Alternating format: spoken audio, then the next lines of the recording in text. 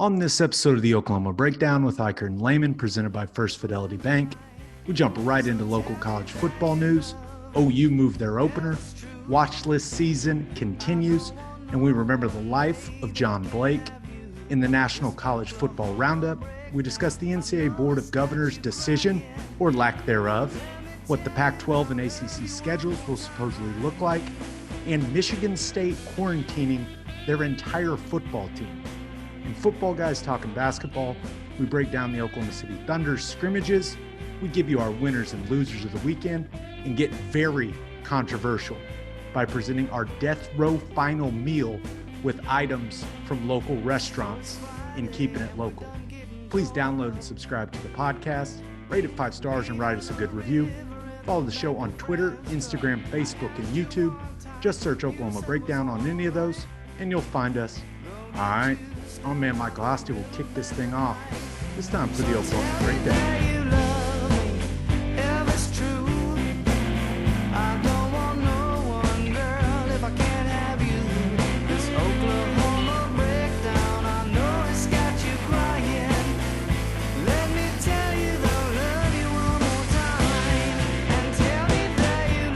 It's a beautiful Monday, July 27th. And you're listening to the Oklahoma Breakdown with Iker and Lehman, presented by First Fidelity Bank. Now we're recording this on Sunday night. How we feeling, Ted? Good weekend? Solid weekend? I feel fantastic. The weekend was great. I know all the news in the world isn't just roses right now, but when it comes to college football, Gabe, I'm starting to get optimistic. I mean, I know. I'm feeling the same way, man. We got some news this weekend. It was very exciting. It seems like everything is they're trying everything, Ted. But I spent this weekend in Colorado Springs. First time I'd ever been. We stayed at the Broadmoor, which I had heard a lot about, and it was great. Very few complaints. Now, clearly, I don't think I experienced it to its full capacity, if that makes sense. Some things were closed. There were some service issues, but all around, I'm not going to complain. It was pretty sweet. I've only been to Colorado Springs one time, and that was to play Air Force. So that was pretty cool, but it looks like a beautiful area. Views are, because it's right there, right whenever you first come into the mountains, right? Yeah, it was gorgeous. There was no doubt, but cool. Yeah, there were some logistic issues, but it was great. So shout out to the people at the Broadmoor, but now I don't want to call it oversight, but I don't really know another word for it. But Ted, they didn't have any Will and Wiley hard seltzers, and that's just I don't know. I don't know what even to say, man. I thought we maybe learned this before, that you're supposed to FedEx these to wherever you're going, so they're in your room and waiting, Gabe. Yep, that was a huge mistake. That's on me. Guys, stop acting like you're too manly and just accept it.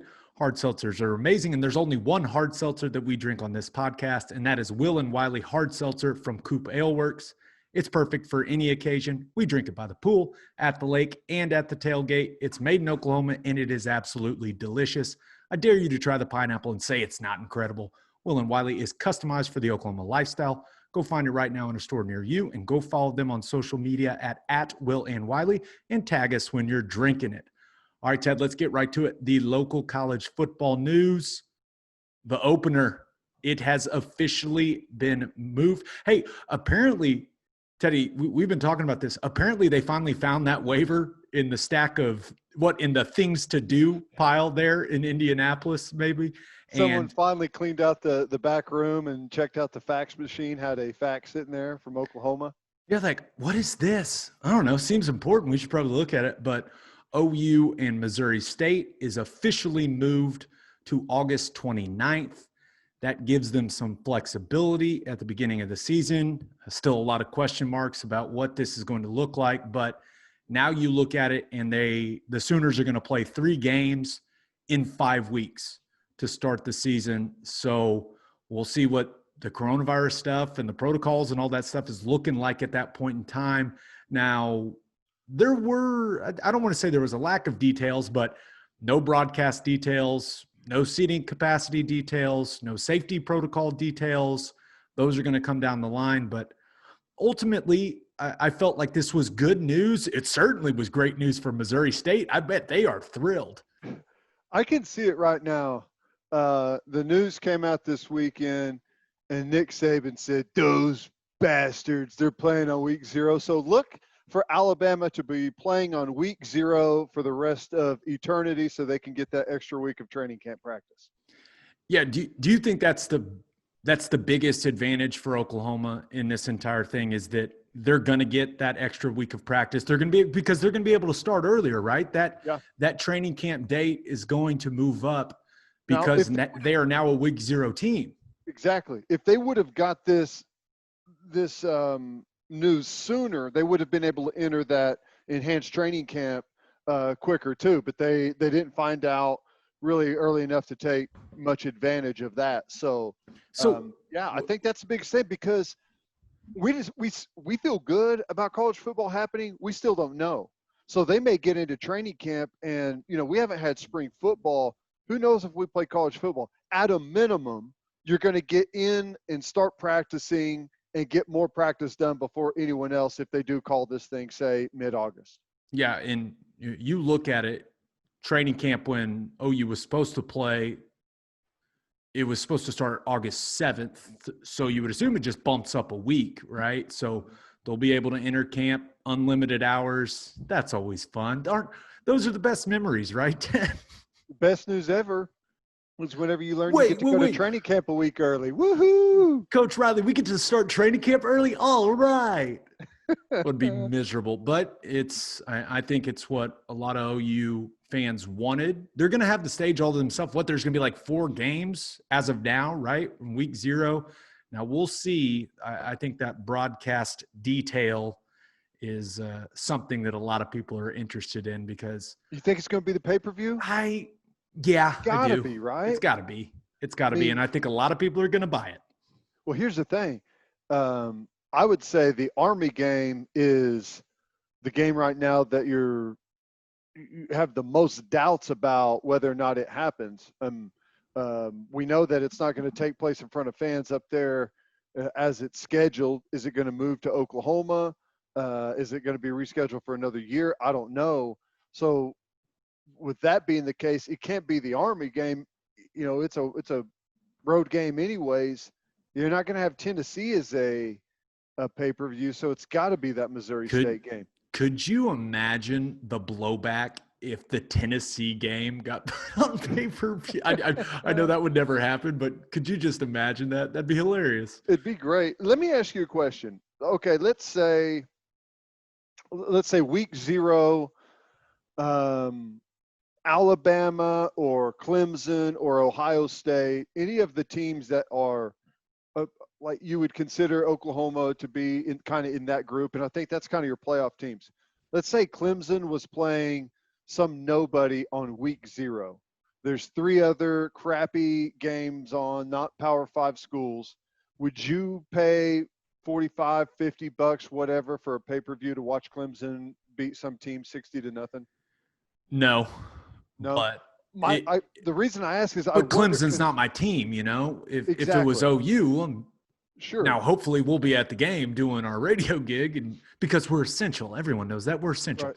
Well, but my question is, though, clearly all the Oklahoma fans are going to get it. But since there's nothing else going on week 0, and Oklahoma's got a new quarterback, Spencer Rattler, do you think people across the country, just to watch college football, pick up on it more than maybe in the past? Yeah, there's no doubt, right? I mean, there's going to be people that are just dying to watch college football, and there's also going to be people that are just going to want to gamble on the game just to feel alive, just to feel something, just to feel the blood coursing through their veins. And yeah, they're going to order it. Now, when you talk about the pay-per-view and bringing in money for that, you won't have all the bars and restaurants ordering that game, probably. Well, I guess we'll see where we're at when it comes to that standpoint. But yeah, I wouldn't be surprised. There'll be a ton of random people, just casual college football fans are like, oh, well, Oklahoma's good. I want to watch them. Might as well. I got nothing else to do this weekend, right? Yeah, I mean, I think it's going to be easily their biggest numbers for pay-per-view. Now, it's not going to come close to making up for all the shortfall of not having people in the stands, at least at full capacity for the whole season. But it could be one positive revenue situation that Oklahoma has going on here in the early season. Yeah, and we'll see. I was excited though. It's what they wanted. They filed the waiver. It got approved, and now we roll on. They're trying to make that game, and there's no one happier than Missouri State about them trying to make that game work. So All right, thank Ted. God. We'll play it any time you want as long as that check's waiting on us when we get there. We'll play it in the parking lot. All right, we did get an update on OU's latest round of coronavirus testing for the players. 96 football players tested, 0 positives. Well, Teddy, it can't get any better than that, right? Once again, whatever they're doing in Norman from a protocol standpoint, it is working. So I know there's no contact right now and they're not playing actual football, and we'll see what things look like when that stuff starts taking place. But 0 out of 96, that's pretty damn impressive. No, it is. They had some of those numbers that were up early and they've worked it down. 0 positives is fantastic. I mean, if they keep this up, it's great. We've talked about it. Once practice starts, what is that going to look like? I mean, because right now, if they would have had, tested 96 guys, 2 positives, okay, no big deal. But if they're practicing football and we have 2 positives, it's going to be like, oh my God, what do we do now? Who did they contact? Were they in tight quarters with anyone? I mean, that's when it's really going to get worrisome. Yeah. And until we're not going to know what that's going to look like until those situations come, right? I mean, we've talked a ton about, well, football is kind of the exact opposite of what you want to be doing when there's a pandemic going on, but they've clearly found something, and I'm sure that their medical experts and the training staff and all those people, they've been working on protocols for when they actually start practicing. So I don't know, but I'm just really impressed, right? They started with double-digit guys, and now it's been a couple zeros in a row and clearly doing something right. Now, Teddy, last time I checked, it is still the month of July, which means it is still watch list season, baby. Yes. Let's go. And let's start with the Warfall Trophy, which is an award that has gained kind of a lot of recognition over the last couple of years. It certainly has gained a lot more recognition than when I won it. Yes, I will make myself feel awkward. I won the Warfall Trophy. Well, that's why it's got so much recognition now. Is after you won it, it was really brought into the mainstream. So now it's like something everyone's always looking out for. Who's going to get the Warfall Trophy this year? Now they get to go to like the Home Depot awards and everything. They get to walk the red carpet. I didn't get to do any of that shit. It would have been great. You should be able to go back retroactively now that you've slimmed down and you're actually appropriate for the red carpet. You should be able to get to go walk it. Wow, unnecessary shot right there, but okay. Yeah, no, but I agree. Why not? Why not?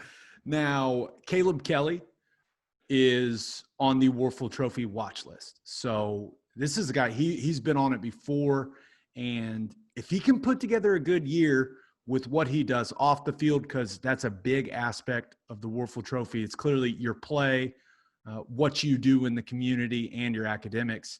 So Caleb Kelly, just everything you want when it comes to a team leader, a guy in the community, but he just has to produce a little more on the field, right, Ted, to be in consideration for that award. Yeah, and I think he's going to have the opportunity. Heck, he's had tons of time to get his body right. He should be ready to go. He should be ready to play some football. Interested to see him at that inside linebacker spot. I mean, we've talked about it a lot before. Just, he's got all the tools required for it. He's a big guy. He can strike. He's strong. He can run.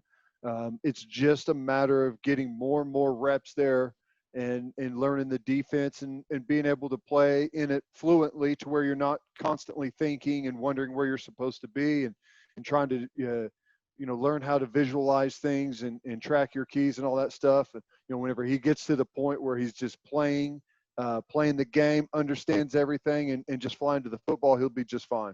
Yeah, and really for him, you just hope he stays healthy, right? That's what it comes down to. A guy that has had some bad luck when it comes to injuries, but if he puts together a good year, I wouldn't be surprised if he's a guy that's a finalist for the Warfall Trophy with how impactful he is off the field. Just a guy that you're glad is representing the University of Oklahoma, really does things the right way.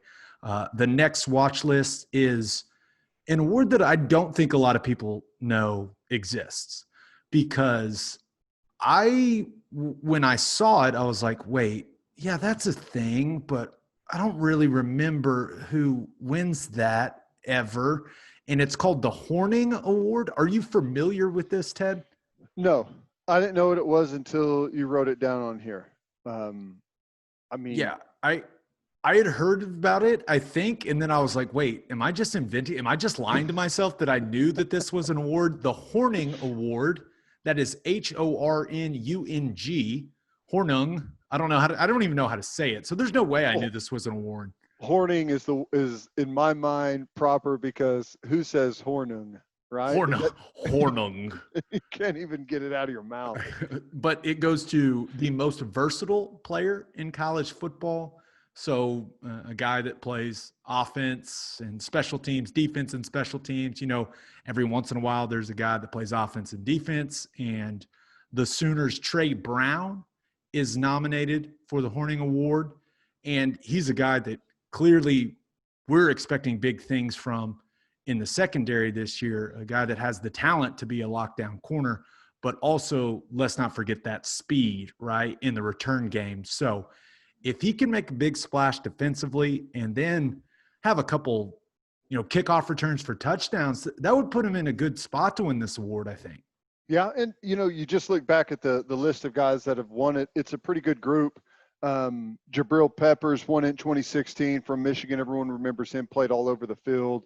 McCaffrey won it there at Stanford. Shaq Thompson at Washington, safety, running back, linebacker. Lynn Bowden Jr. last year from Kentucky won it, really good athlete. So it's going to be a nice list of players. So, I mean, I'm actually shocked we don't know more about this thing with some of the list of guys that have won it. But, yeah, at least to be on that watch list is huge. I hope he gets an opportunity to use that speed in some return games and stuff and have a couple kickoff returns for a touchdown. He'd have to do that to have any type of chance to win the thing. But I definitely think, as far as corner's concerned, he's going to have a great year. Yeah. The next watch list is the Maxwell Award, which goes to the College Football Player of the Year. How many Player of the Year awards are there? I mean, okay, I'm not going to complain about the amount of awards. It is what it is. It's fine. Hey, the more awards, the better. Honor all the guys. I don't care. But the interesting thing about this is there is no OU guy on the Maxwell Award watch list, and there are 2 Oklahoma State players. Now, Oklahoma State is the only school in the Big 12 with 2 players on this watch list, and those 2 players, of course, are Tylan Wallace and Chuba Hubbard, both guys that I think have a very realistic chance of winning a Player of the Year award. But you just don't know, right? You just don't know what Tylan Wallace is going to look like coming off the knee injury. And it's kind of a mystery how Chuba Hubbard's going to be used in this offense.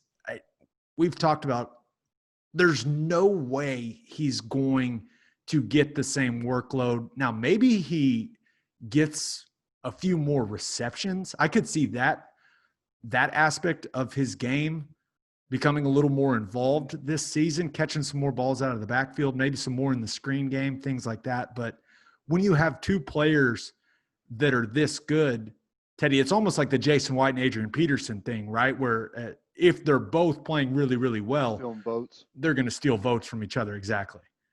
Yeah, I think so. When you look at the Maxwell Award, it goes back, and it's not complete lockstep, but there's a pretty good trend there with the Maxwell winner and the Heisman Trophy winner. Burrow won it last year. 18, Tua won it. Kyler Murray was robbed. Baker won it. Lamar Jackson won it. Derrick Henry won it. Marcus Mariota won it. So you kind of see that goes down. And, there are years in here, though, like Manti Te'o won it in 2012. So there's guys that can win the thing without being a Heisman Trophy winner, but you got to have an incredible standout year. So I don't know. I mean, I'll go back to the same thing I said about Chuba as far as Big 12 Offensive Player of the Year and Heisman Trophy. I don't see it happening. I don't see his carries being anywhere close to what they were a year ago. He did kind of sneak up on people a little bit through the early part of the season, and later, they just kept feeding the beast and you couldn't stop him. But I don't know. I feel like he's not that he's going to have a bad year, but 2,000 yards I think is going to be really difficult for him to come close to again. Yeah, and one of the big things when it comes to these national awards is social media campaigns. How's he going to start a social media campaign for himself when he's not on Twitter? You got to get back on, Chuba. Come on, man. You got to start your Maxwell Award campaign right now. Hey, you know as well as I do that with a lot of these awards, it's about telling some story, and the way his offseason, I guess, has gone would feed right into that story narrative. So far, that's probably been a plus for him. But he will have to reactivate that account, I think. Maybe he's the only guy that could ever tweet his way to a Maxwell Award. Hey, he's got to get back on if he wants to win these big. I'm clearly kidding, but yeah, that does play a part. We've seen the Heisman campaigns that people start, and social media undoubtedly a big piece of that now.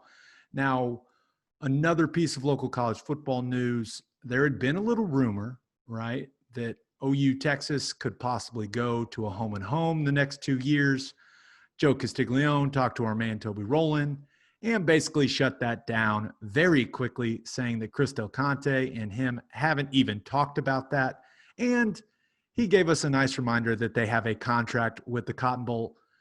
Yeah, I don't see that happening. And we've talked about the Cotton Bowl being almost the perfect venue for two teams to just show up, play a game, and leave, especially with affairs not going around it. I don't think a home and home makes sense right now. You got to save that for when the Cotton Bowl, or first of all, save it for when a worldwide pandemic's not happening. That's just my opinion. I think that would be best, because whoever got the home game this year, that would suck. Get screwed. Yeah, right. that would suck. And then whoever had the home game next year, hopefully life's gone back to a little bit of normal, at least from, a college football fan's perspective.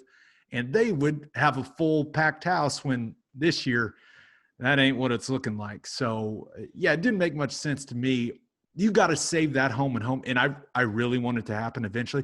You got to save it, though, for when they do a Cotton Bowl renovation, right? When they really, really improve that stadium. I know they've done some good stuff to it over the last couple of years, but eventually, don't you think they'll do some big time renovation, add some bells and whistles to that old concrete palace?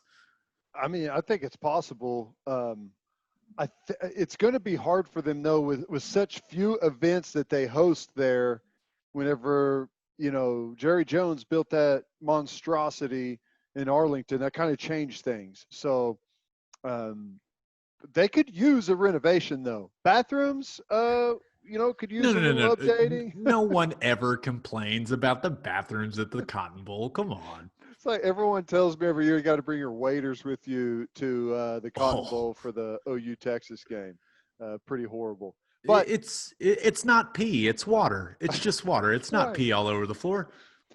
Here's the thing. I'm happy that it's going to be in the Cotton Bowl. The thought of a home and home is cool, but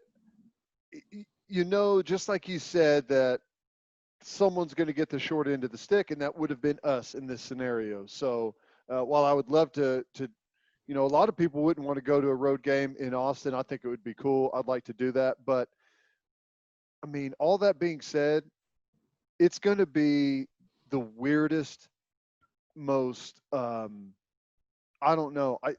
It's going to be one thing to play at home to a very small select crowd, different on the road obviously, but in the Cotton Bowl, it's going to be that's going to make it feel totally like a scrimmage. Like two teams just decided to meet halfway between each other and get a quick little scrimmage in.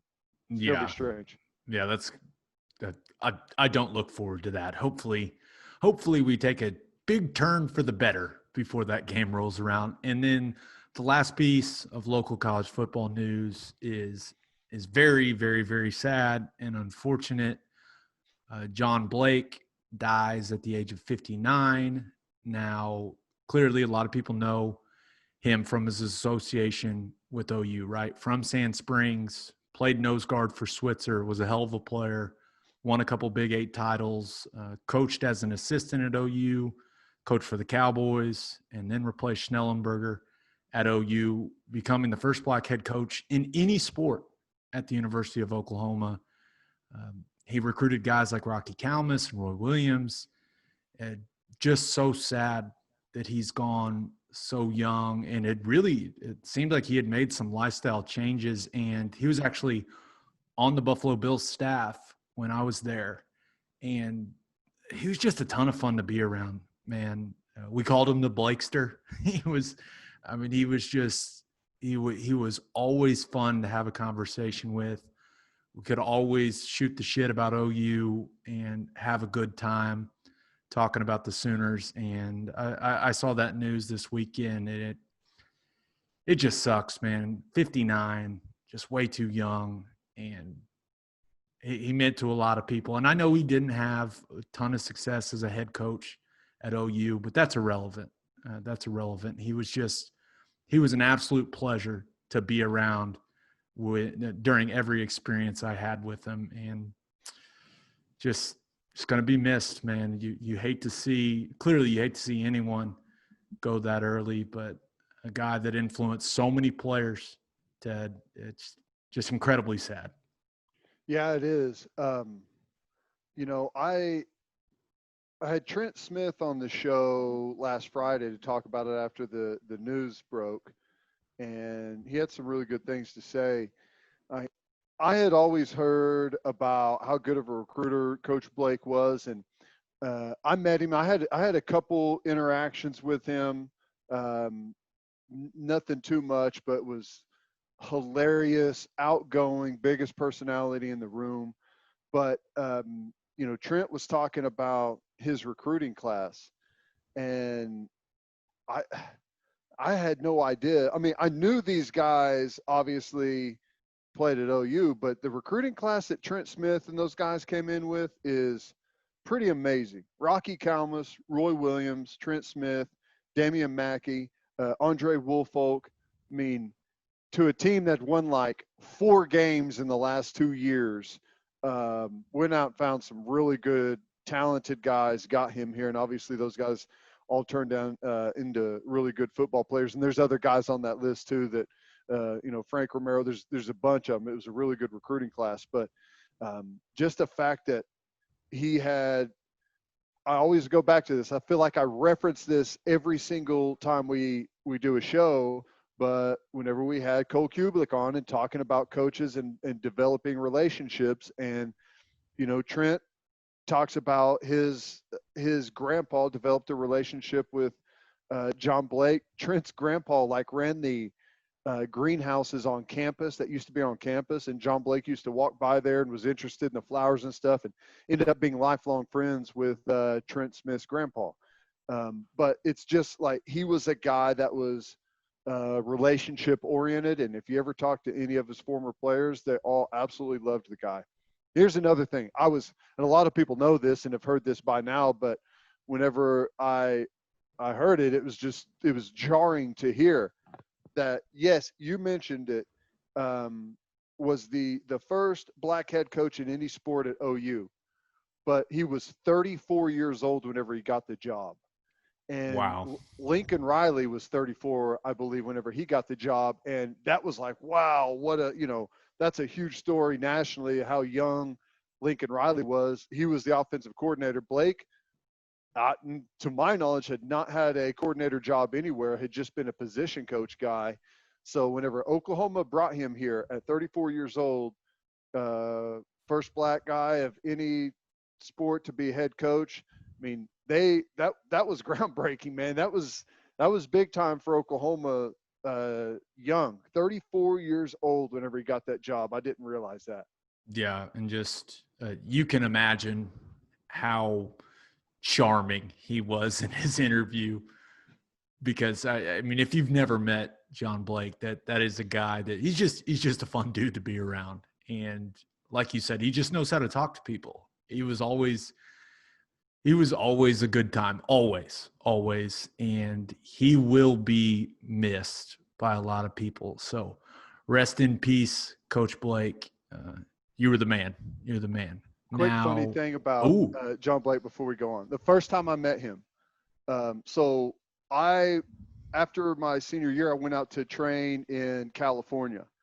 And we had like just a really quick, like 10 days before the Senior Bowl started. So they had a couple of former NFL coaches out there to kind of go through some of the drills we're going to be doing, some of like the defensive stuff that you're going to be doing, just to kind of a quick little preparation for what the Senior Bowl is going to be like.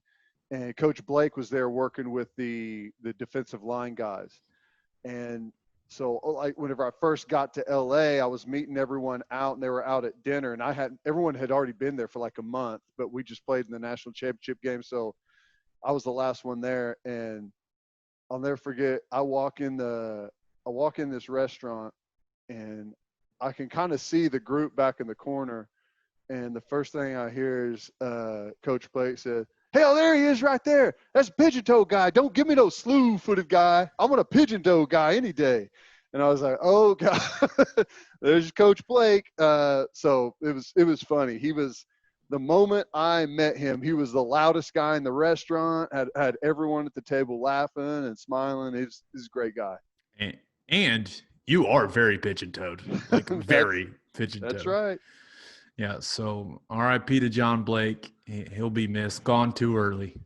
Now, Ted, let's move on to the National College Football Roundup, and that is brought to you by Bishop McGuinness Catholic High School. As schools look to reopen in the fall, parents want to provide the best possible educational experience and spiritual development for their children.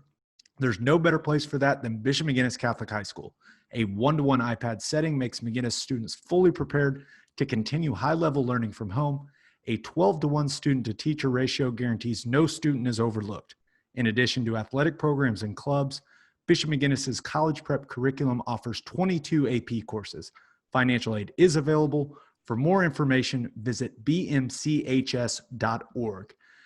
Now, Ted, there was a big meeting on Friday of the NCAA Board of Governors, and I'm sure they did something productive. I would assume there was something that happened in that meeting. It's a big assumption. This is the NCAA we're talking about, guys. That's a good point. That's a good point. But they did not make a decision about championship events for fall sports. Now, remember, conferences, a lot of them still haven't figured out what they are going to do. So they had asked the NCAA to please hold off on a decision, and the NCAA listened. The Board of Governors decided to hold off on any big-time decision. Their next meeting is August 4th. But it's also good to remind everyone that the NCAA doesn't control the regular season in any sport. Now, they control the postseason in several sports and tournaments and meets and other things, but they also don't have any control of big-time college football, have no role in the college football playoff. But, Ted, it just seems like the NCAA is going to wait as long as possible at this point to make any decisions about championship events for fall sports. And I think that's the right move. I think that's the smart move. It's kind of like what we're seeing from the Big 12, right? Yeah, well, I think so, and it's funny because here we are at the end of July, and we still have conferences, NCAA, people holding out before they make any final judgment on what's going to happen. And I think that's smart because things change weekly, they change daily, and you never know what it's going to look like. So you don't want to say something definitely is going to happen, or you don't want to say something definitely isn't going to happen right now. Think about it, though. It's the end of July, and we're still waiting on decisions. But there were people, university presidents, people that were in charge of conferences, major media people out there saying, "Oh, we can't play college football." Like in the end of March, they were saying stuff like that, and it was ridiculous then to jump to any conclusion because we just didn't know what was going to happen. And you got to continue to push it off and see exactly what it looks like the closer you get. And here we are. We still don't know. That there is no definitive answer. It's looking better, but we still don't know. So, yeah, I think it's smart to hold off. I feel like Mark Emmert, throughout this entire thing, remember when he was like, hey, we're just going to let every school to decide what to do with the eligibility of the spring athletes. You remember that whole conversation? Just like, oh, no, we're going to leave that up to the schools, where it's like they're trying to look good and be the good guy. They're just not very good at that. And I get the same feeling with this thing where they're sitting there going, you know what? We're just going to hold off. We're going to be patient, when really they just want the conferences to make the decisions for them, right? They just want to be like, okay, well, if enough people cancel, then it'll make sense for us to cancel all this stuff. They'll handle it for us eventually. They're not going to make any decisions till basically every conference has decided what they're going to do, Ted. Mark Emmert, you're not fooling me. This is the new NCAA slogan. The buck stops with all 130 university presidents, not with the NCAA. That's it. There's no decisions being made here. They're just like, well, technically the NCAA, we're just the schools. We're a conduit of the schools. Yeah. Okay, man, whatever. But I just thought it was fine. Now I do want to give them credit. They did the right thing. They're being patient. And I think that's the only thing you can really do right now. Now, Ted, the Pac-12, remember, they already announced they're going conference only. But according to John Wilner from the Mercury News, he said that the Pac-12 is going to announce a 10-game conference-only schedule that will start September 19th. So they're going to push it back a couple weeks. Now, that schedule is expected to have multiple bye weeks and to have a flexible conference championship game date sometime in December to be able to build in some flexibility in case any teams need to make up games. Now, we're still holding on hope that the Big 12, since they only would have the 9 conference games, that they'll keep kind of a +1 format. Now, of course, we're hoping they play all the games. That'd be great. But when you look at the Pac-12's format that they're allegedly going to go with, I kind of like it. Build in some flexibilities, some bye weeks. I think that's good for the kids anyways. But I really like not setting the conference championship game date in stone, just in case, because we really don't know what the hell is going to happen with this entire thing. So I like them building that flexibility into their schedule. And that way, if 2 teams can't play one week, you can make it up in the first, second week of December. It makes a lot of sense to me, Ted. I like it. I think flexibility is what everyone wants right now because, like I said a moment ago, things change week by week. So if you've got some room for flexibility in there, I think it's fantastic.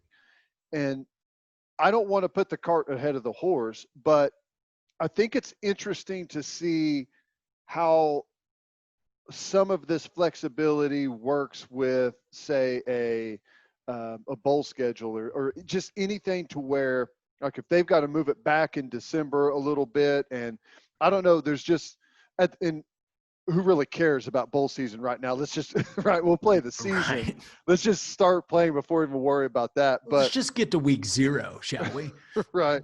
But I think I love the idea of having a flexible championship game. If you need to move it back 2 weeks because there was, a couple of weeks where you had to cancel or whatever, that would be great. Here's the other part, though. Don't you feel like if someone has to cancel a game because of the coronavirus, they're going to cancel the season? That's kind of a good point. Yeah, I see where like I understand what you're saying, but is it possible for a team to cancel 1 week and just be like, no, we can play next week though? I don't know like What are where you we'll guys doing be at. next week? Yeah, I don't know. How do you feel about the second weekend in December? Like I just don't know, but and that's the big thing right now is no one knows. So I think planning, and I don't know if there's a better term than just having as many contingency plans as possible. And I kind of think that that's what the Pac-12 did with this format. But yeah, no, I totally understand. If it's like week 6 and a team's like, well, we can't play, then you would assume they won't be able to play for 2 weeks. And then you're like, what, are they going to make up back-to-back games in December? I don't know. I understand what you're saying. Yeah, it doesn't really make that much sense, but I will say this. They're trying. They're trying their best. I like, part of me also feels like it was, they're in all these intense meetings, and then it was like, okay, well, what are we going to do about the Pac-12 championship game? It's like, don't schedule it. We're not making it to that anyways. We'll just say that we'll be able to move it whenever we get there or something.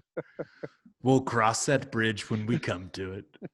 All right. No, I will say, I like what they've done.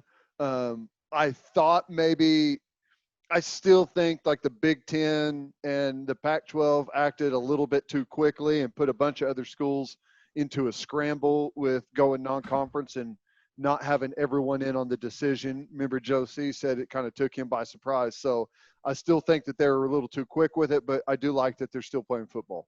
Yeah. And then another major conference, another Power 5 conference. There's some reports that it seems like the ACC is leaning towards going with a schedule that has 10 conference games plus 1 non-conference game that would start September 12th, 19th, or 26th. Hey, pick a weekend in September. Why not?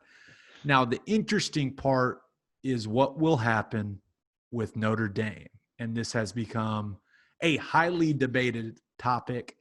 It sounds like that they could just be absorbed into the ACC for this year only. They would be eligible to play in the ACC championship game. Those games would count, obviously, towards the ACC standings.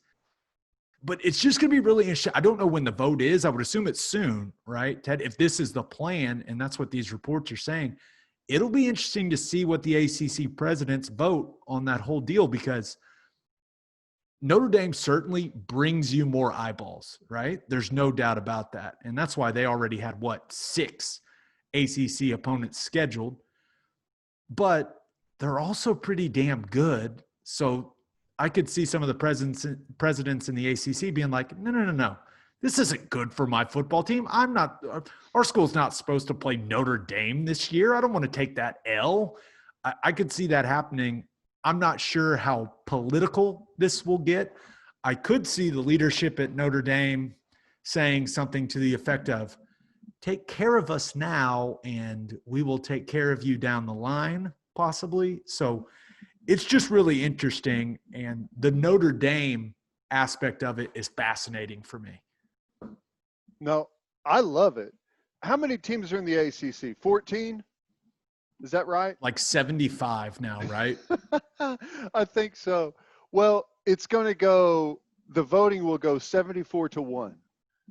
74 teams will want them in. Clemson will not. Correct. Okay. Because here's what's going to happen. This would be the greatest opportunity for Notre Dame to show up in a conference, play a conference for 1 year, go to the championship game, win it, and flip the double birds on their way back out of town. Thanks, guys. We'll see you later. We don't need to join a conference. We won that one. What's the big deal? Can you imagine? And everyone in the ACC, it's like, yeah, we have to play Notre Dame. That's not really good to add another difficult team to our schedule. But Clemson's won 5 straight ACC championships. It would be nice if someone could knock them off the horse a little bit, even though if it's not one of us. We need to slow them down. Well, sign me up for an ACC championship game between Notre Dame and Clemson. Listen, and I know some people feel a certain type of way about Notre Dame, right? They don't like that they're independent in football. They don't like the people that have gone to Notre Dame. They don't like the, for lack of a better term, the arrogance that kind of surrounds the program and the people that attend that university. I mean, that's just what it is. Some people just don't like Notre Dame for those reasons. But if you're a college football fan, if you love watching big time games, why would you not want Notre Dame in there? And once again, we don't know what the hell is going to happen with the season, but setting up the opportunity for that championship game, that would be incredible. And I was talking to Mike Golick Jr. about it, and I was like, that would be unbelievable. Can you imagine the ratings for a Notre Dame Clemson conference championship game? I mean, are you kidding me? It's exactly what you want if you're a college football fan. Two big-time teams going at it now. Once again, Notre Dame would have to win a bunch of games and get to the championship game, and Clemson would have to take care of business. And who knows what North Carolina and some of these other teams in the ACC are going to do. But the fact that that scenario would exist, that narrative would be there throughout the entire season, that's good for college football, Teddy. That's what college football needs, especially in this weird-ass season that's about to take place. Right. It's good for everyone except Clemson. So they're set to play. They play Louisville. They play Georgia Tech, Clemson, Duke, Pitt, Wake Forest. So, I mean, they've got a good ACC schedule already. So let me ask you this. Since they're already scheduled to play Clemson, if you're Clemson, would you lobby to have them in your division or not? Because here's the thing. I had not thought about that. That's like, stick them in the Coastal. If you put them in your division because you're playing them and that's a divisional game, that's a roll of the dice that if you don't beat them in that game, you may not even make it to the conference championship. I hadn't really thought about the regular season matchup. I was like, who really cares? But I kind of had the scenario of whoever loses that game, that's probably their only loss, and they get to the ACC championship game, and it's possible that they're playing that game to go to the college football playoff. But if I was Clemson, yeah, you'd want them to be in the other division, right? I think you're right. I think they'd want to stick them in the Coastal. Yeah. And I'm sure that the teams in the Coastal would be absolutely thrilled about having Notre Dame in there. Right.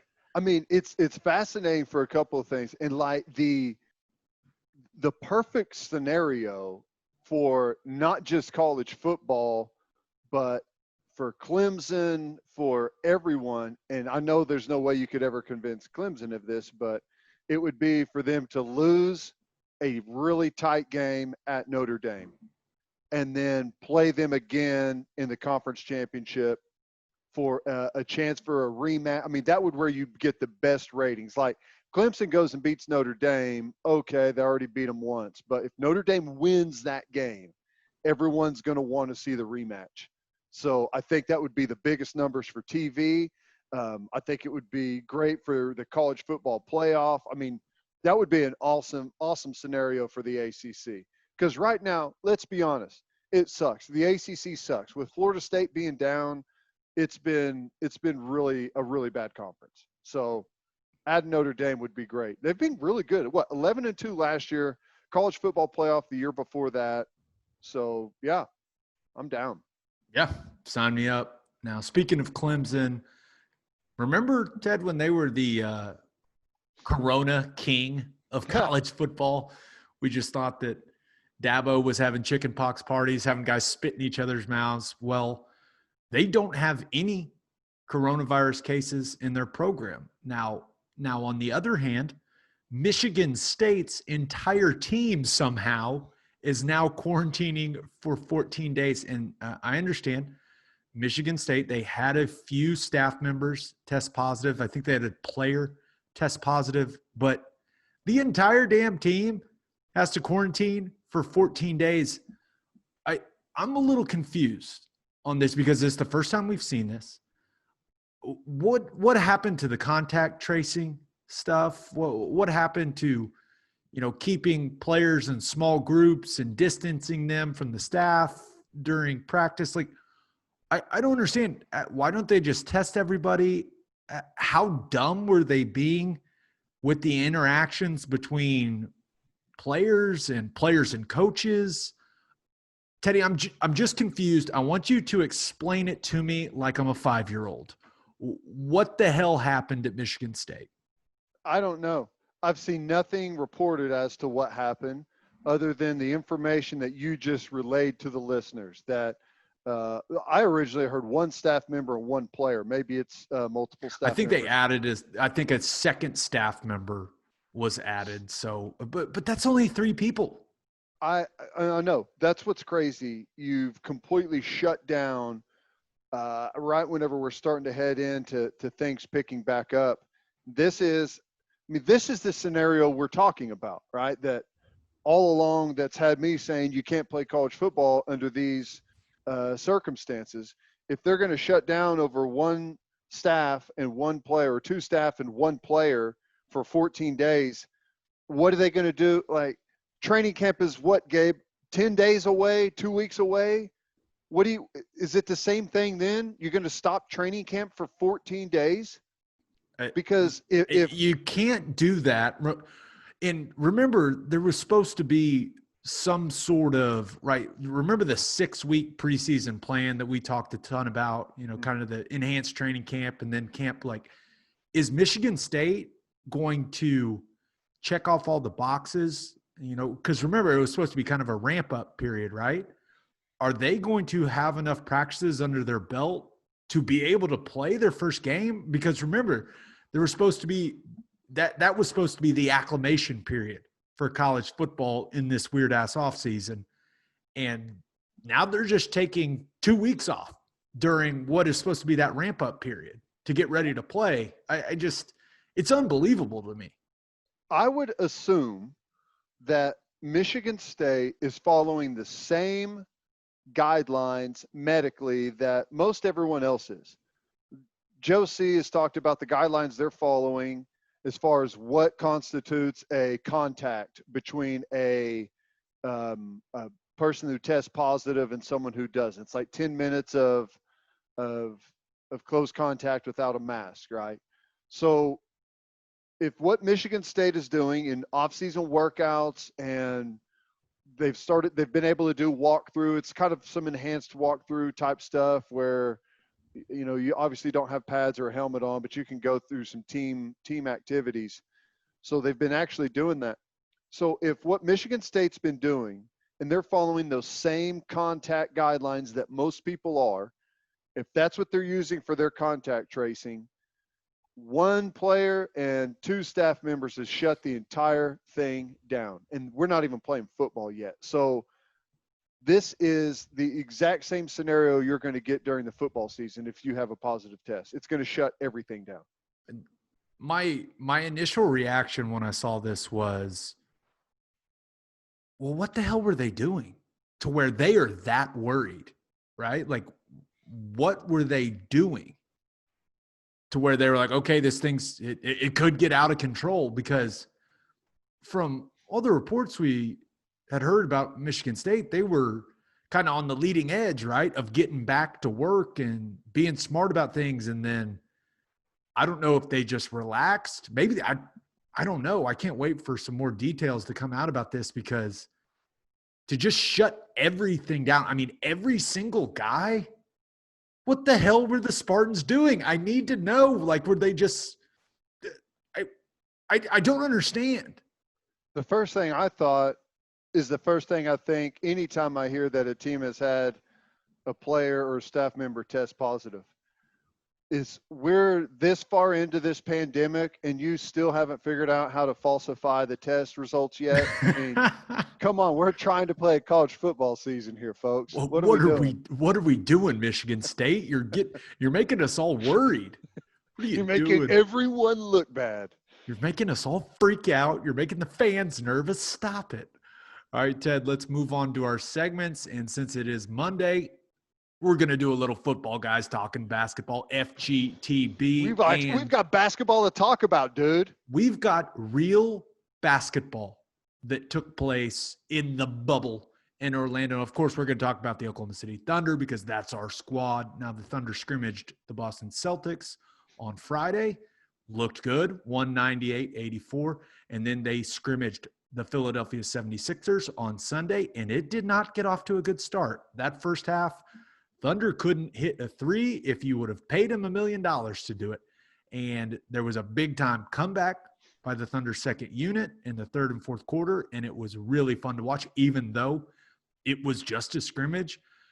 They're just scrimmages, but it was so exciting just to see the Thunder playing basketball again, Ted. And the Philly comeback was great.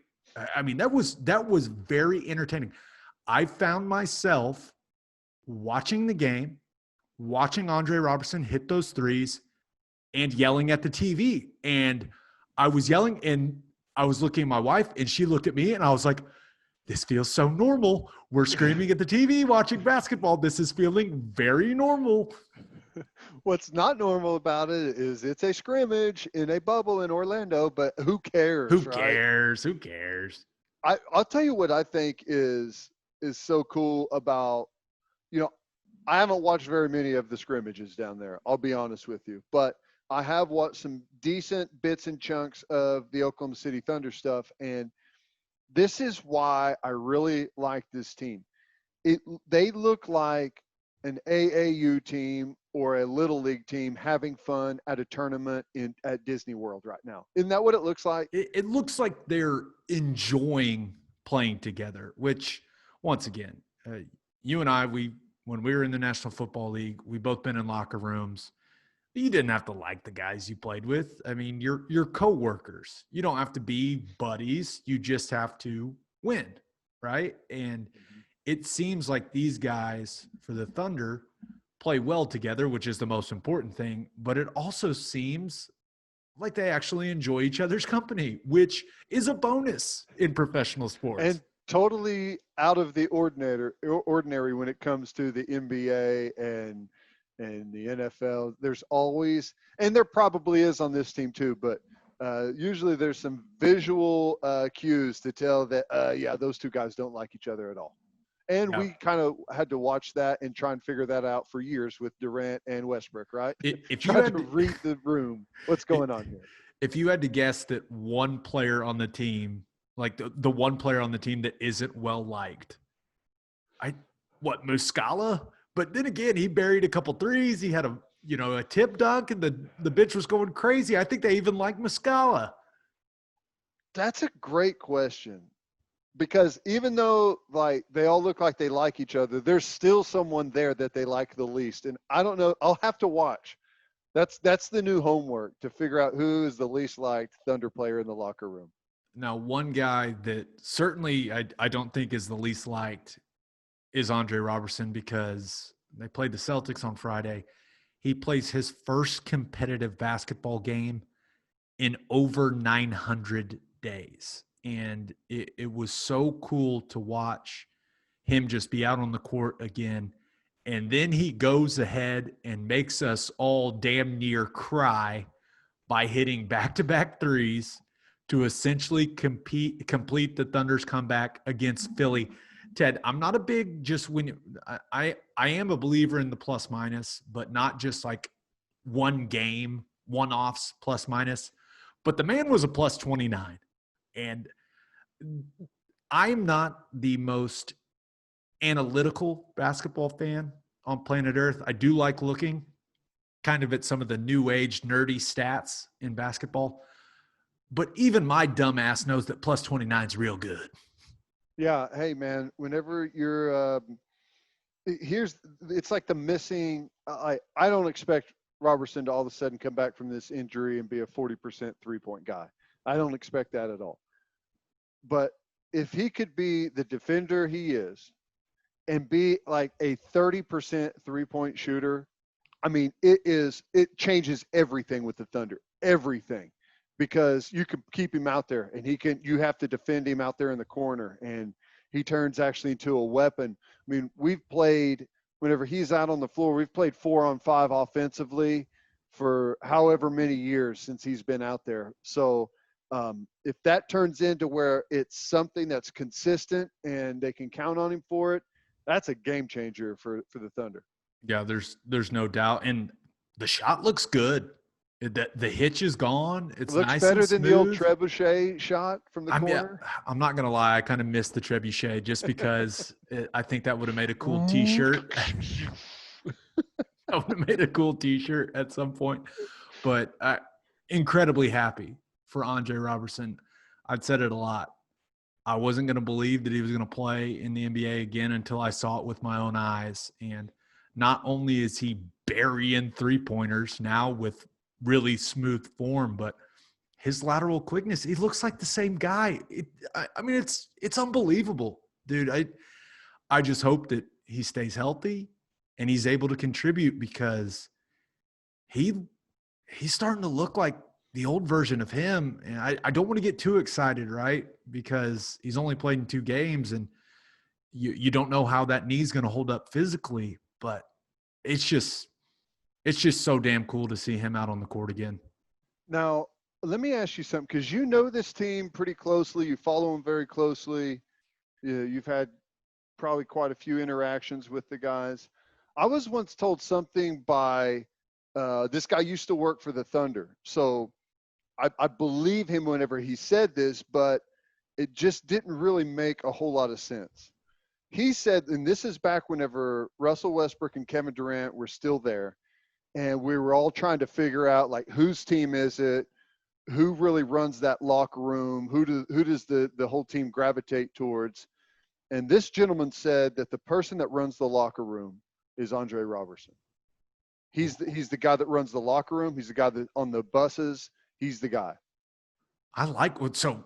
Okay, are you just trying to get me even more excited? Like, what are you doing to me right now? Well, I was just asking hot you. And bothered. I need a second. I was just asking. They're gonna win it all, baby. They're gonna win it all. Let's go. I was just asking if you had ever heard kind of the same thing, like behind the scenes, what it was like, because I was shocked to hear that. Yeah, that's surprising. Now, when you've been in the league as long as he had, and you had been an elite defender like he had, and making the money that he was making, but no, I don't believe that for a second. There's no what Roberson was telling Durant and Westbrook what to do. Come on, man. Come on. That was my reaction. There's no way. That was my reaction. I was like, okay. Hey, you've been there. I haven't. All I can do is. That's encouraging, though. Yeah. I can guarantee you one thing: he's not telling Chris Paul what to do, though. I mean, just, right. So, but has anyone ever told Steven Adams what to do? Is that even possible?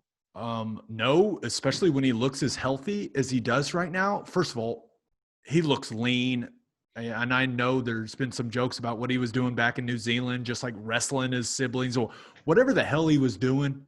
He needs to do it every offseason because the guy is moving incredibly well. You saw him in, 15 minutes in the first half against Boston, had 17 and 7 and was just all over the place defensively, contesting shots, blocking shots. I mean, he looked the best he's ever looked to me.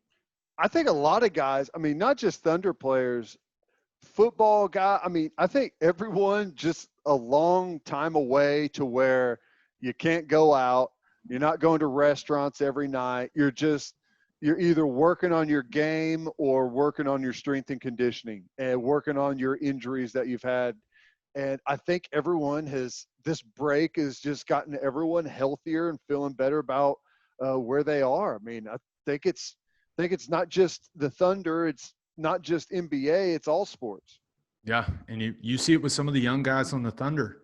I mean, Lou Dort looks like he's been doing more curls. And if he can hit open threes, oh my gosh, he's going to be a deadly weapon for the Thunder. Hell, Darius Bazley looks like he's added size, did some really good things against Philadelphia. So I'm excited for August 1st to roll around and for them to start playing some meaningful games. Now they have another scrimmage on Tuesday, and I believe it's against Portland, and Damian Lillard's status for that is up in the air with some discomfort in his foot. So we'll see. But one other piece of information for football guys talking basketball, per our man Shams, Zion is only going to have to quarantine for 4 days after returning to the bubble. Remember, he had been getting tested every day when he was away. He'd been tested negative, doing all the right things. So he'll be good to go for their opener against Utah. Of course he'll be good to go. We've been saying it the entire time. There's no way in hell they were going to let Zion Williamson miss that game. There's no way. But I do like the fact that the NBA is working with these guys. That's smart, and they've done it for other players, not just Zion. But when I saw that report from Shams, all I could think was, yes, I want to watch this big monster play. So if he tests and he tests negative every day, why does he even have to quarantine for 4 days? There's just no pleasing you, Teddy Lehman. There's no pleasing you. I'm just curious. Is that because like the incubation period, like he could have contracted it on the final day, and then there's like an incubation period where you won't trigger a positive test? I believe that is probably the scientifical thinking behind the 4 days. Like, hey, as he was traveling back, we need to make sure, right, before we let him get around his teammates, get around the coaches, all those things. I think it's kind of just being extra cautious, right? 4 days is horrible, though. Do they have if he's like in 4-day quarantine, does that mean like for 4 days he now does absolutely zero? So I believe, and I think I want to say they maybe made an adjustment where and I could be wrong. I could be remembered this wrong, but it was like there's 4 days, and I think they built in, it's almost like prison, like some yard time where they get like 20 minutes or half an hour to like go outside and like then breathe there's like some a fresh whistle. air. Back inside. I think it's like that because originally I believe it was like you can't leave your room, right? It's kind of like when the NBA players got there, right? They had those 36 hours, 48 hours where they couldn't do 4 anything. 4 days in a hotel room, that's a long time, dude. That's a long time just to sit there and not do anything. So they'll be fine. It's fine. All right, Ted, let's move on to our winners and losers of the weekend. And they're brought to you by Advanced Weight Loss Clinic of Sand Springs. They'll help you execute a realistic and achievable weight loss plan designed for you and only you. They've got all kinds of treatments for men and women.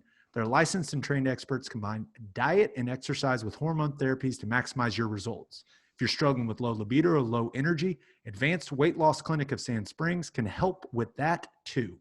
They also offer Botox and fillers. To get on the path to losing weight, call 918-241-LOSE or visit their Facebook page. If you mention the podcast, you will get a free fat burner injection. Nice. Zion may need that after that 4-day quarantine. All right, Ted, who do you have as your winner of the weekend? My winner, and I know we've talked about this a lot, but my winner is the University of Oklahoma football team. And the reason is they play week 0. They get an extra week of training camp. So whenever you build all of this in, they're going to start training camp 1 week before the University of Tennessee. Okay, so they get extra practice time. They get to play a game, okay, in week 0. They've got 2 weeks off. So that multiple things. If a star tests positive for the coronavirus, or guys who in a weird off season, how conditioned, how ready are these guys' bodies going to be for contact, physical contact? We don't know. They get an extra week built in.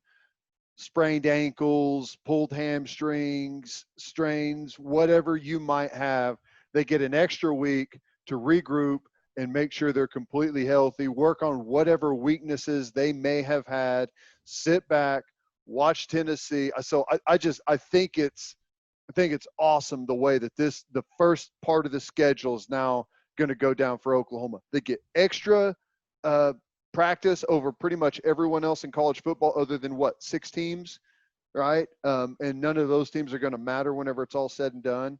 Correct. Every one of the college football playoff teams from recent years is going to be sitting at home while Oklahoma's in full-on training camp mode. So I think that's huge. I think adding an extra bye week in there to try and, not only figure out what's going on as far as after you play a competition against another team and what may happen there with tests, you get to kind of gradually build into your season there whenever you play, 3 games in 5 weeks. So I love it. I think it's a win across the board in every category. And remember when all this shit started happening, we were a little worried that Tennessee was going to be ahead of Oklahoma in preparation. Right. I mean, that was a big concern of ours because we thought the SEC out of anybody was going to do whatever they needed to do to get rolling and to start practicing. But you just have to give a lot of credit to Lincoln Riley, Joe Castiglione, the leadership there at Oklahoma. We had kind of questioned them waiting till July 1st to bring the guys back and to get rolling with the workouts. And I don't want to jinx it, but I'm going to say it anyways because I don't believe in jinxes because I'm not 5. It has gone as well as it possibly can go for them. It has. It really has. And we'll see what happens when they start playing some real football and guys start hitting each other and all those things. But I don't know what else to say other than it's been incredibly impressive. Well, here's the thing. They don't – I mean, almost 100% of the time with Oklahoma, it goes the right way. Even whenever there's questions, even whenever it's like, why are we doing this? Why is this going on? Almost 100% of the time, it works out right. That's not by accident. That's because we have the best athletic director in the country, Joe Castiglione.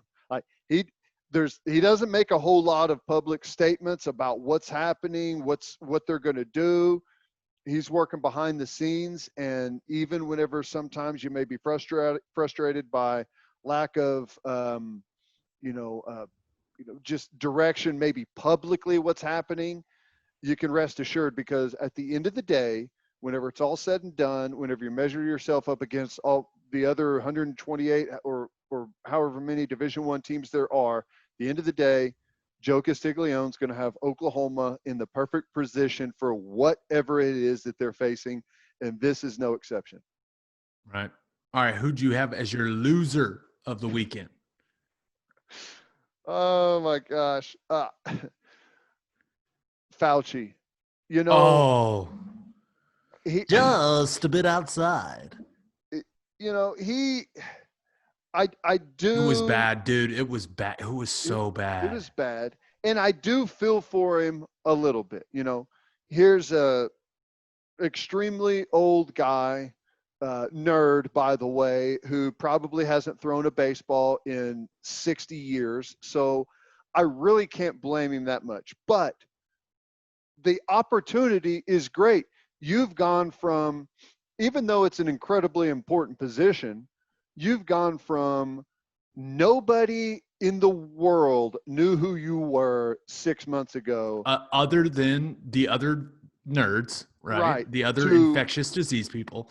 You've gone from that to where everyone in the world knows who you are, whether that's a good thing or a bad thing. And he had an opportunity to go out there on opening day, all right, and kick back and fire one down the middle and have everyone, whether they believe what he says or don't believe it, say, you know what? That Fauci guy ain't too bad. Instead, people are saying, oh, I knew it. He even throws like a liberal. You know what I'm saying? So it was a huge opportunity missed for Dr. Fauci out there throwing out the first pitch. And I was sad. I felt bad for him. It was up there with who's had some 50. You remember 50 cents? Oh my gosh. Carly Rae Jepsen wearing his watch. Yeah, which big watch. I get it. But yeah, that was bad. Bowie from the Howard Stern show has probably the worst one ever. And then he tried to redo it again on like the Letterman show, and it was even worse. So yeah, there's been some bad ones. Now, the best one maybe post 9/11. Oh, there's George W. It's not Bush. even a debate. It's not even a debate. That is the best first pitch of all time. Wearing a bulletproof vest, just fires a strike. No big deal. Right Couple down waves. the heart. That was a playoff game, right? Yeah, and just I go back and watch that first pitch about once a month just to feel something, Ted. Like I will watch it and be like, okay, I need to get the juices flowing a little bit I today. feel I'm a numb. little Something's wrong. Let's fire up the yeah, G like Dub. I got to get something to get me going, and I'll turn that on. Just watch him walk out there because you got to remember the gravity of that situation. Oh God, That's one of those. I mean, does it politically? It didn't matter at the time, and whether you're a sports fan didn't really matter at the time. Everyone was watching that game that night. It was awesome. That was pretty cool. It was awesome. All right, now my winner of the weekend, Ted, Magic City in Atlanta. Now, some of us have heard of Magic City Mondays. Personally, I am not a strip club guy. I have never been to Magic City. I had many colleagues that would visit that fine establishment, but I'm not sure. And the reason they're my winner of the weekend, I'm not sure you can get a better endorsement for your strip club than this entire Lou Williams situation. For those of you that don't know, Lou Williams left the NBA bubble in Orlando. He got it approved. He was going to a funeral. Now, while he was away going to this funeral, he stopped in to see our fine friends at Magic City in Atlanta. And it was to pick up to-go food. It wasn't now I'm sure that wasn't all he was doing, but shockingly, it's not curbside there. You go in to pick it up. There were some pictures of him on social media that got out. Like a rapper put one out, and the cat was out of the bag. And yeah, the guy left the bubble for a funeral and went to Magic City because the food is so good, and let's go with talent is probably up there if I had to guess. And now he is having to quarantine for 10 days. 14, or is it 10 or 10? Now they were talking about it being 14, but Shams came out and said it's going to be 10.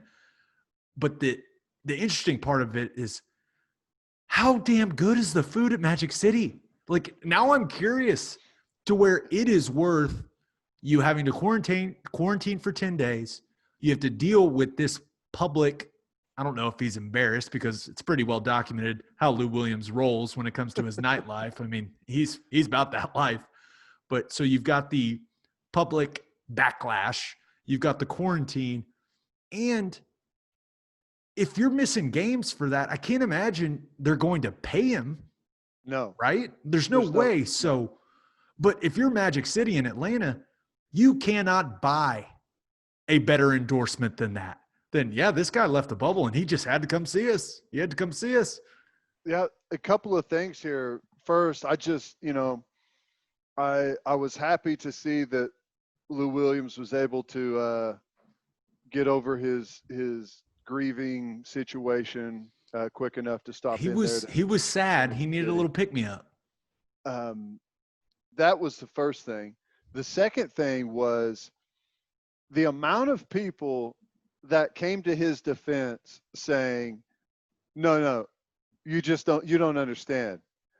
The wings at Magic City are actually that good to where that he's not wrong here. This is the best place to get the wings.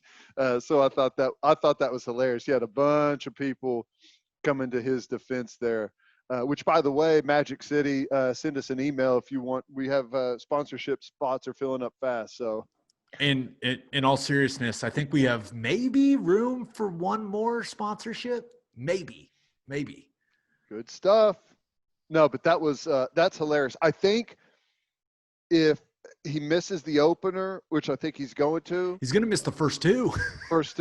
Well, I think the first game is like or maybe it's both, but it's going to cost him $150,000. So they better be good wings. That's an expensive chicken wing.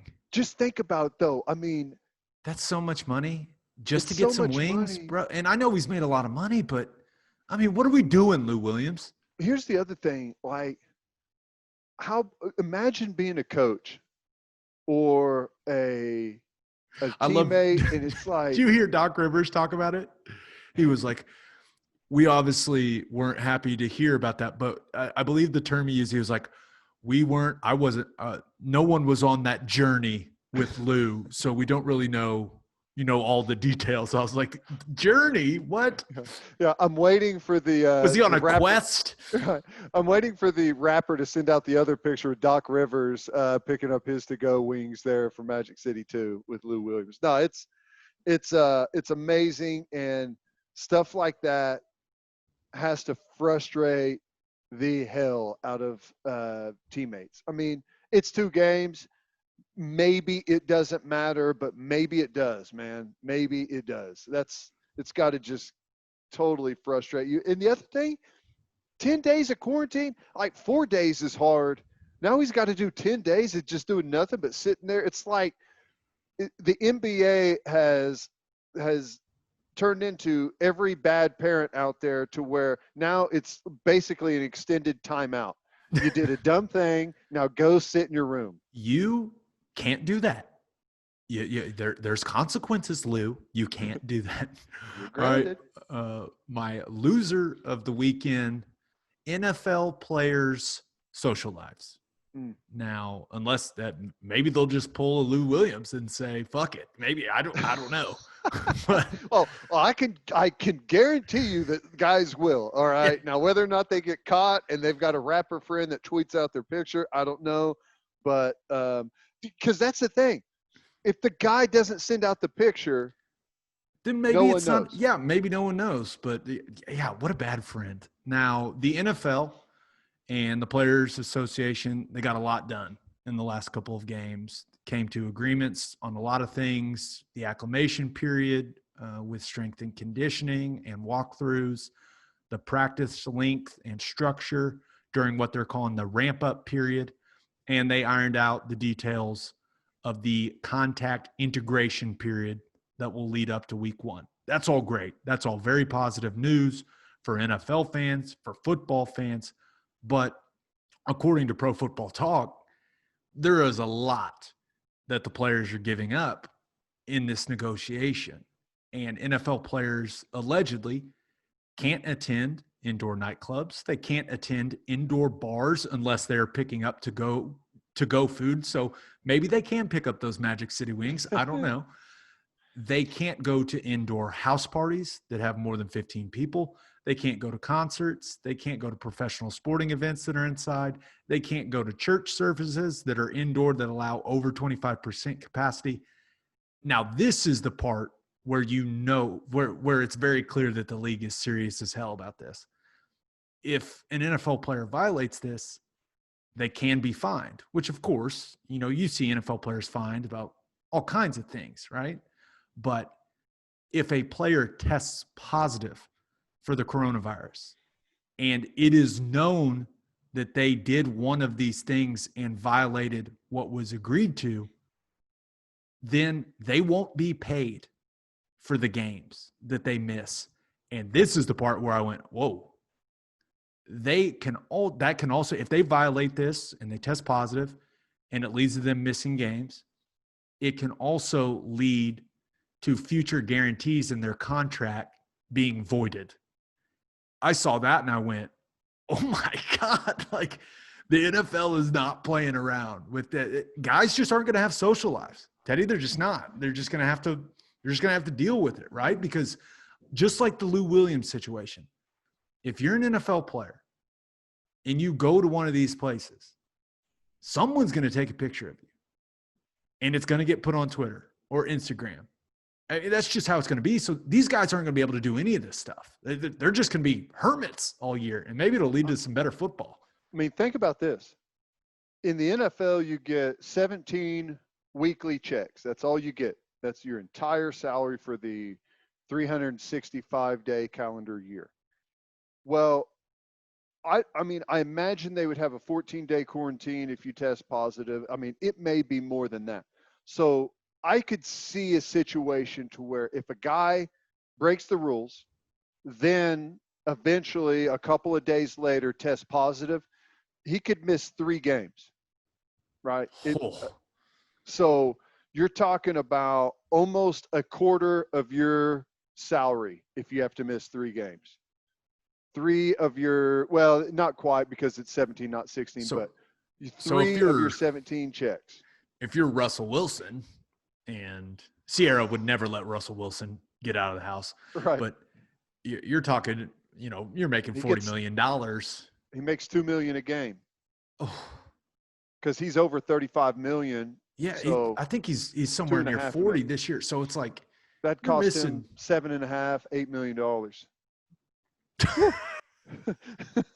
It's just if I'm a big time NFL player, just hire a chef, hire a bartender. I don't know what you do, but you just can't go to these places in public. You can't go to bars, you can't go to clubs, you can't go to church. I mean, you're just gonna have to stay home. It's just you're gonna have to deal with it. It's part of the job this year. I know that sounds bad, but when I saw that this stuff was collectively bargained, this was players agreed to it.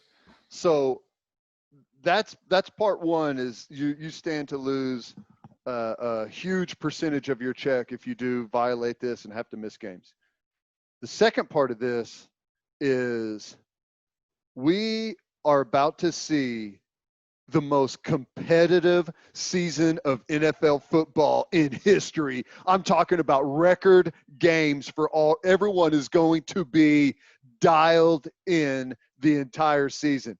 Guys aren't going to, dude, you know how many times I see guys come in. Let me just, for the record, I was never one of these guys. Oh, you came in smelling like tequila, getting in the steam room. I know that was you. Coming in late, pulling in, barely making it to meetings early in the morning after a really long night. Guys going out on Friday night, barely making it to Saturday walkthroughs.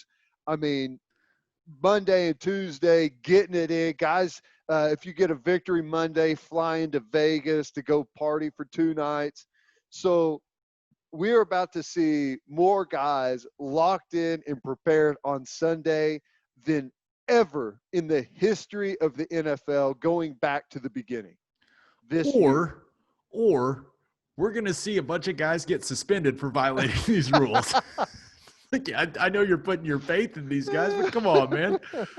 No, it'll be interesting to see how that goes. But yeah, those are some interesting restrictions, man. Have you ever seen? Oh gosh, when Johnny Knoxville dresses up like old grandpa.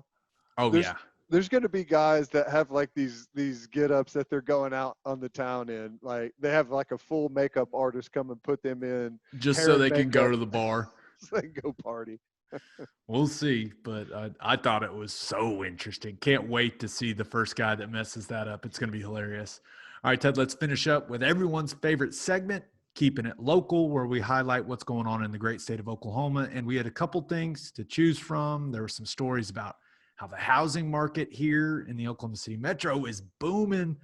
There's a story about, a ferry getting greenlit to go to what is it called? The First Americans Museum now. But then I received a text message from one Theodore Lehman. And you had an idea for Keeping It Local, just to spice it up for this episode. So what are we doing? So after a long day at the pool on Saturday evening, it turned into a long discussion, maybe even an argument around the house about who has the best food and what the best place to have pizza is and all of this stuff. And it was really turned into just a big argument. And there was one item that I came to that I was like, if I'm on death row, last meal, you give me this item and I'm good. That's all I need. Send me off with that. So it got me to thinking, like, if we were to put together our final meal from Oklahoma area restaurants, how would you do it? Okay. In the text message you sent, you said we get 3 items and a dessert, right? So, Uh-huh. quick question. Is that like 3 entrees? Is that considered an item? Yes. Since Gabe, you'll be dying in the next 24 hours, I'll let you compile this thing any way that you want. Sometimes you're so generous, man. You're just so generous. Okay, I'm gonna let you lead off. Do you want to, let's alternate. You give one, I give one. And then so it's 3 items and then a dessert, right? Of local That's right. restaurant items that you would have for your last meal if you're on death row. Okay, and I'll start off with my first item. This is really the only item that I need. If I have this, I will die a happy man. And I'm curious to see if you've ever even had this. This is small town Oklahoma, okay? Alpine sticks from Simple Simons. Nope. I don't. Nope. Not Oh even my ringing a God. bell.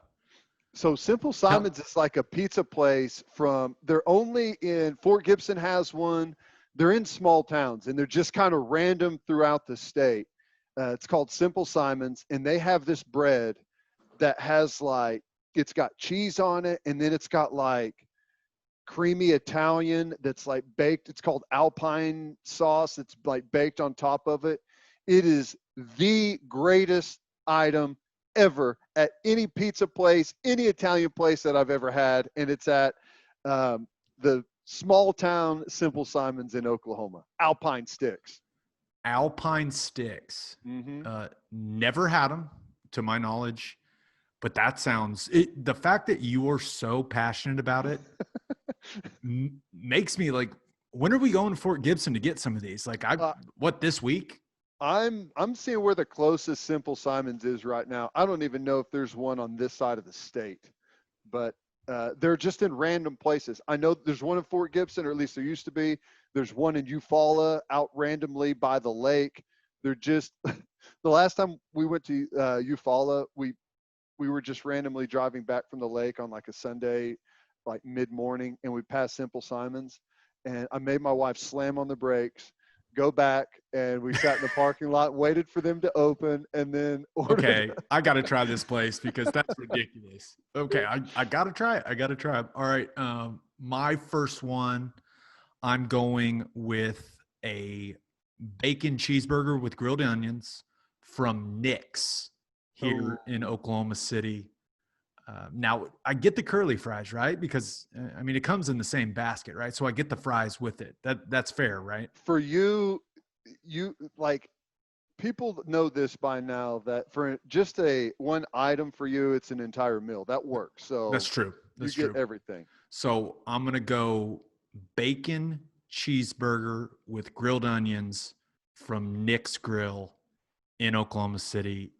Widely believed to be the best cheeseburger in Oklahoma and maybe in the country. I mean, it is next level stuff, Ted. So that would be my first item. You know, I've only been to the one in Midtown. I've never been Oh, to the not even original. okay. So the griddle's it's got to be seasoned over years and years and years, right? And it's like attached to a house. It's a bizarre setting. It's the charm. That makes it Maybe even better. that's not the word for it, but it's just like, it's a classic hole in the wall where you just pull up and you're like, what the hell is this? And then you eat the food and you're like, that may be the best cheeseburger I've ever had in my entire life. All right, for my second item, it's getting real now. I'm going with a filet, the biggest one, they'll cut me off. A filet from Mahogany's downtown, and Ooh, I'm ordering the sucker Pittsburgh style, and it's got my mouth watering right now just thinking about it. that's hard to argue with. Now, I think the weird part about my list is going to be, I'm not even going to have steak on there. Because if I have a choice, and don't get me wrong, I love a good filet. I do. Blue cheese crumbles melted on top at Mahogany. Oh, mama. You're too curious for just a steak. If you pull up to a restaurant and there's a filet on there, that sounds interesting. But like, what are you known for? And there's like, that's what you're gonna get. It's like you're gonna dig into the menu a little bit. Yeah. Oh yeah. I'm I'm down for a little exploration, if you know what I'm saying. Now, my next item was a tough one because I was like, okay, I can only have one chicken item. Should I go Ishins, take the layup and go Ishins? Should I go chicken fried chicken from Kendall's in Noble? Should I go, Bobo's wings here in Oklahoma City? I was just thinking like, I only have to pick or only get to pick one chicken item. What do I go with? And then it dawned on me. Don't make it too complicated, Gabe. Just take the layup. And this is ridiculous, but I love chicken tenders so much. Give me Charleston's chicken tender platter. Yes. No coleslaw. I'll replace it with some other side, maybe the broccoli cheese casserole and the fries, but all the dipping sauces, especially the honey mustard, ranch, ketchup. Give me all the sauces, all of them. Maybe a little side of buffalo sauce. I don't know. Let's get crazy. But I was thinking, if I was about to die, I just want a nice, simple chicken tender that I know is delicious. And Charleston's it's right up there for the best restaurant chicken finger. It is. So that's chicken tender platter from Charleston's. And I know that's so basic, but if I was about to lose, about to die, I want to enjoy some of the simple things in life, Ted. Well, there was a very serious part of me, Gabe, that wanted to kill just 3 birds with 1 stone and go with the roasted chicken and ribs combo from Charleston's. Well, you talk about that basically every episode of this podcast, so I was shocked when it wasn't your first pick. I thought really long and hard about it. I was going through all these things. I was like, I could just go with the combo from Charleston's. Okay, so my third item. Quick question. Is Charleston's like only Oklahoma? Or is it a chain? Because I feel like I should switch it. Oh no, it's a HSRG chain. So he's got them in. I think there's one in Arizona. Did they start in Oklahoma? I think. I don't know. I don't know. But if it didn't, yes. then let's go with yes. But if it didn't, then my pick switches to Kendall's. Not chicken fried steak, the chicken fried chicken at Kendall's. Chicken fried chicken is delicious. Okay, sad admission here. Fried chicken it's like one of my favorite foods, and I have never been to Ishins. It's just sad. What? Never. Yep, dude, we got some eating to do here in the next couple weeks. Exploring to do, before we get busy. Once the season starts, we got some eating to do, my friend. We got to find a Simple Simons. We got to take you to Ishins. Oh, that's an easy one. We're definitely. I can guarantee you we're going to Ishins in the next couple of weeks. This sounds like either a podcast or a TV show where we go around and hit our favorite food spots around Oklahoma. But or we could get someone to sponsor such an adventure, huh? So reach out to us if you want to sponsor Teddy and I's food adventure around the state, apparently. Okay, so my third item, I like baked potatoes. I like mashed potatoes. I mean, I like macaroni and cheese. I like all kinds of sides. But when push comes to shove and I've only got to choose one side, I always go with fried okra. Okay? And shockingly, the best fried okra I've had is at the Jones Assembly. You like the big time, like the real okra, not like this. Dude, don't chop up my food for me like I'm a 3-year-old. Okay, give me the full okra. So Jones Assembly, whenever I first went there, I was like, hey, this place is nice. We'll see what they have to offer with their fried okra. And they brought it out, and I was like, oh my God, I love you. So, yep, it made the list. Fried okra from Jones Assembly. So, and that's it, right? You're just taking the appetizer, fried okra from Jones. And fun fact about the Jones Assembly, Ted, that is where my wife and I had our rehearsal dinner. How about that? And nice. So I think that says all you need to know about how I feel about the food there. They do a great job. And they just redid their menu not too long ago. And, ooh, boy, is it good. It's solid. They do. Obviously, a lot of people go there to drink, but they They do some That damn so solid food. I went to Jones Assembly like 1 or 2 nights before, maybe it was like the weekend before the Thunder game that got shut with the Gobert deal. It was like the last weekend anyone was out, before all that stuff happened. So it was a lot of fun. It's fun. I always have a good time there. And that concludes our sponsorship read for the Jones Assembly. No, okay, the last one. I have to go pizza. I do. Dude, I love pizza. I love it so much. And this is where it got very tough for me because we probably go eat pizza at Upper Crust the most. We love Hideaway so much. There's just so many good pizza places in Oklahoma City. Empire Slice is awesome. Sauced is awesome. But I just had to go with the one that we eat the most. And I can build my own at Upper Crust here in Oklahoma City. And it would be a pizza, extra cheese, pepperoni, chicken, jalapeno, bacon, several sides of ranch. And it would be a complete submersion in the ranch, Ted. And I'd eat the entire pizza. And I think that would complement the chicken tenders and the burger well. Now, I thought about going chicken parm for the last one, but I had already gone with the, fried chicken. So yeah, I'm going with a kind of my build your own pizza that I love at Upper Crust, just because I eat it all the time and it just makes me happy. You never know. Maybe the guards will slide you some chicken parm in for good behavior. Ooh. But Upper Crust is really good. Here's the one thing that I disagree with you on. I'll eat it. Trust me. It's not like it's bad, but I don't do chicken on pizza. Really? Nope. I'm a traditionalist. Pepperoni, sausage, that's about it. I really don't have a problem with that. I really don't. This is how much of an idiot I am, Teddy. This is why I put the chicken on the pizza. It makes me feel like I'm eating something healthy. like I'm like, you know what?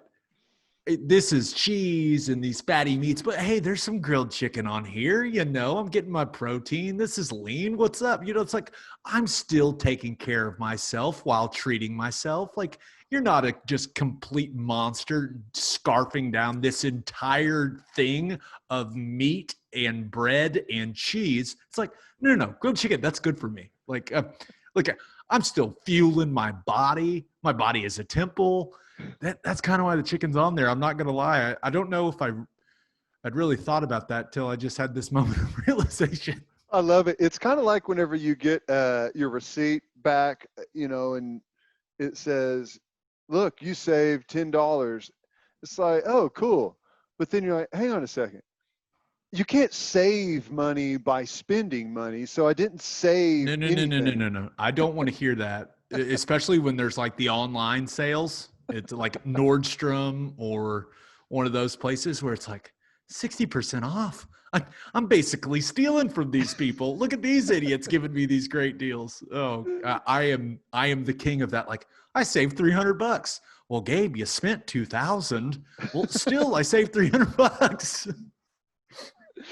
Okay, for my dessert, I thought about this and thought about it and thought about it. And there's a lot of things that I like, but sometimes it's the most simple that are the best, right? Ooh. And this to me has never steered me wrong. It's fantastic every single time that I go.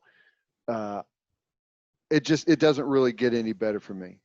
A vanilla concrete with strawberry from Rusty's Custard. Ooh. Pretty simple. But I'm just telling you, because a lot of people don't like the custard. It's too rich or whatever. I absolutely love it. And Rusty's is so good. That one in Norman. Is that the only one? That one in Norman? I think so. I used to go to that one all the time when I was a kid. We'd go there after the OU games. I'd go with my grandma or my cousin. Ooh, I was destined to be an offensive lineman with the amount of Rusties I was eating as a child. Yeah. I went so often that, whenever you pull up to a custard place and they kind of know you, it's like, hey, it's good to see you. It's like, man, maybe I'm coming here too often. No judgment. Now, when you sent that text message, this was the first thing that came to my mind because it said 3 items and a dessert, and there was no hesitation. And I don't even know. Some people wouldn't even consider it a dessert, but it would have to be a cinnamon roll from Chartel Cafe here in Oklahoma City. It is, in my opinion, it's the best cinnamon roll in all of Oklahoma. Now, I haven't tried them all, so if you guys want to send me your cinnamon rolls, just hit me up on Twitter. I'll try them all. Teddy, I love cinnamon rolls. The versatility of a cinnamon roll, you can eat it for breakfast, you can eat it at lunch, you can eat it at dinner as a dessert. It doesn't matter. Its versatility is unmatched. When it's done properly, it's fantastic. And it's nice and hot when they bring it to you, but it's not too hot. So it's not like runny. The cinnamon roll from Chartel Cafe is perfect. It is perfect. I have not had a cinnamon roll. And like you said, it's just simple. There's no frills. They don't put any crazy shit on it.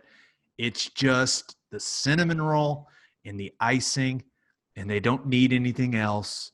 And I'm going to go ahead and give myself some of the coffee as well because I get a couple add-ons because you know how I roll. And I'm just realizing that this was for death row. When they kill me, I mean, whatever's coming out of my body, they're going to have a mess on their hands. Oh my gosh. Oh, that's great. I love a good cinnamon roll. I'm going to have to check that out. I've never had a cinnamon roll from the Chartel Cafe. I learned something here. I love it. So that's a pretty good list. Nick's bacon and cheeseburger, Charleston tenders, upper crust pizza. This is a regular Saturday night for you, right? These are like and no joke, these are like the places I always eat. So some people would want something elaborate. It's like, no, I'm gonna go with what I know, right? Fantastic, good stuff, dude. So I got to go to Ishans though, man. I've been putting it off for so long. Here, how about this? Our new house is almost done. You and the wife will come over. We will have beverages, and this is a very Oklahoma thing. People get party buses, and they drink the entire way out to Okarche, and you drink because they have the pitchers of beer there at Ishans, and you eat the chicken, and you eat the okra, and if you're a real Ishans person, you get the nachos, which a lot of people don't do, but they are pretty delicious. I don't know why. And that way you don't have to worry about driving, and you can get nice and drunk. So that's happening in the next couple of weeks. Guarantee it, my friend. Up. I love it. That's fantastic. All right, Ted. Episode 28 in the books. We'll have a new podcast that'll drop Thursday morning. Just a reminder, you can hear Teddy from 2 to 6 on Sports Talk 1400. You can hear me on SiriusXM Big 12 Radio, channel 375. Hope you all have a great week. Until next time, we appreciate y'all for listening, and do what you always do, Oklahoma. Take care of each other.